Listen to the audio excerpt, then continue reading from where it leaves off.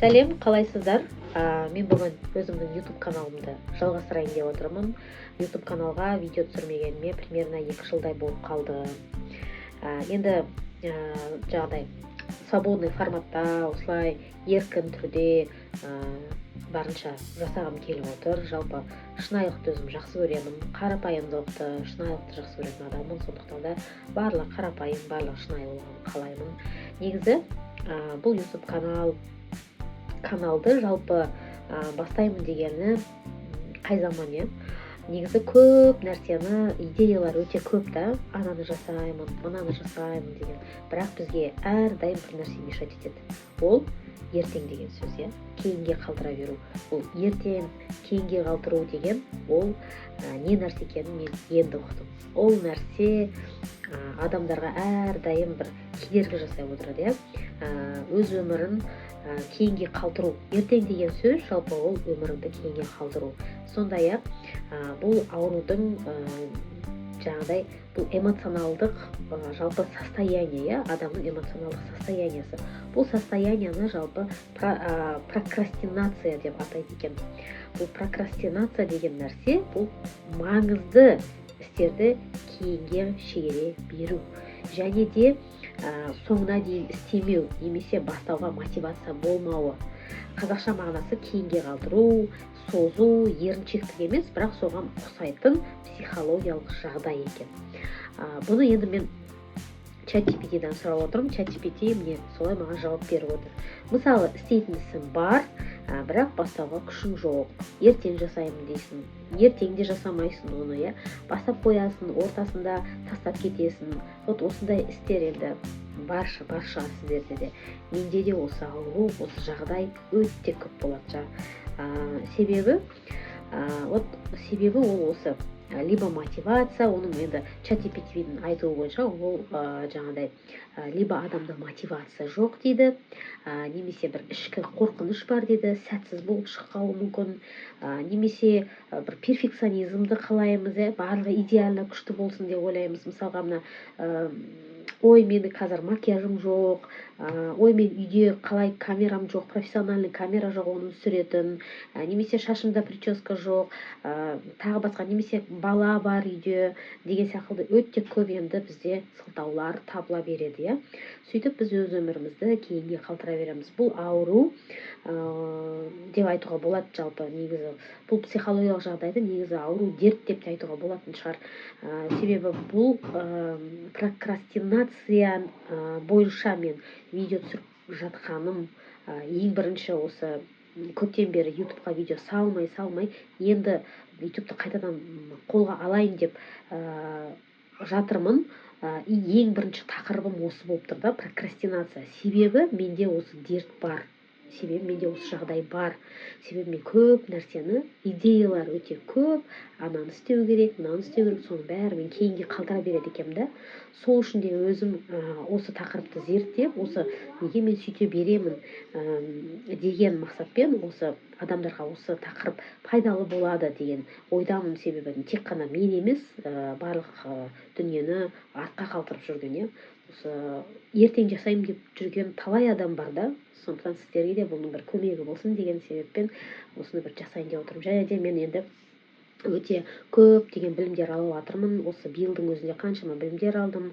Соның барлығын уже беретін жағдай уақыт келді. Сондықтан да мен өзім бір жағынан YouTube арқылы да адамдарға пайдалы болғым келіп отыр. Bir жағынан өзім блогым арқылы да пайдалы болғым келіп отыр. Жалпы адамдарға қызмет көрсету, пайдалы болу менің алдағы уақытта қойған мақсатымның бірі. Ең басты мақсаттарының бірі. Сондықтан да осы YouTube'ты кейінге қалдыра бермейін. Бүгін дәл қазір түсірейінші деп iPhone-ның телефонын ала салып, осы видеоны түсіріп отырған жайым бар. Сондықтан да мені қолдап кетсеңіздер болады. Алғашқы видео 2 жылдан кейінгі, бұйырса алдағы уақытта бұндай видеолар өте көп болады. Енді жаңағы тақырыптан ауытқымайық, прокрастинацияны айтып жатырмыз, ол кейінге қалдыру, Мысалға, істейтін ісіңіз бар, бірақ бастауға күшіңіз жоқ, иә, ертең жасаймын дейсіз, оны ертең де жасамайсыз, иә, бастап қоясыз, ортасында тастап кетесіз.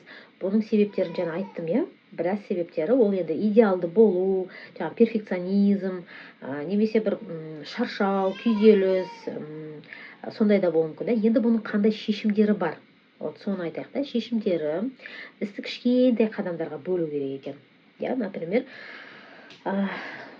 жаңағыдай бүгін бірнеше не істер болатын болса, соны бірнеше қадамға бөліп тастайсыз. Ең алдымен бірінші қай тақырыпта түсіресіз видеоны, соны шешіп аласыз.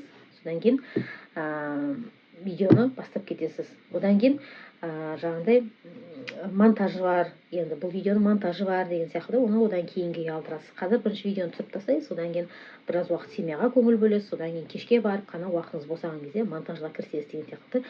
Солай істі бөлеміз. Немесе былай ғой, қазір мен оған уақытым жоқ деген кезде, хотя бы бар ғой, бір 10 минут бөлейінші осыған, хотя бы 10 минут бөлейін деген бір уақытты шектейсіз өзіңіз. Сол 10 минут кішкене миымызға жеңілірек қой, бір сағат уақыт бөлем дегенше қарағанда, бір 10 минут мен осыған уақыт бөлем деген, ол кішкене біздің миымызға жеңілдеу болады, сондықтан давайте мен осыған бір 10 минут уақытымды бөлейінші, не туралы жазатынымды хотя бы жазып тастайыншы, тақырыптар, яғни контент, контент пландарын жазып тастайыншы деп хотя бы соған көңіл бөліңіз 10 минут. Одан кейін басқа өзіңіз шаруаларыңызбен айналыса беріңіз. Содан кейін тағы да бір 10 минут бөліңіз. Солай уақытты бөліп отыру керек. Одан кейін мінсіз нәтижені күтпеңіз. Яғни, ой, блин, видео қалай шығады екен, қалай монтировать етем, осы түрім быч болып тұр, анау болып тұр, мынау болып тұр демеңіз.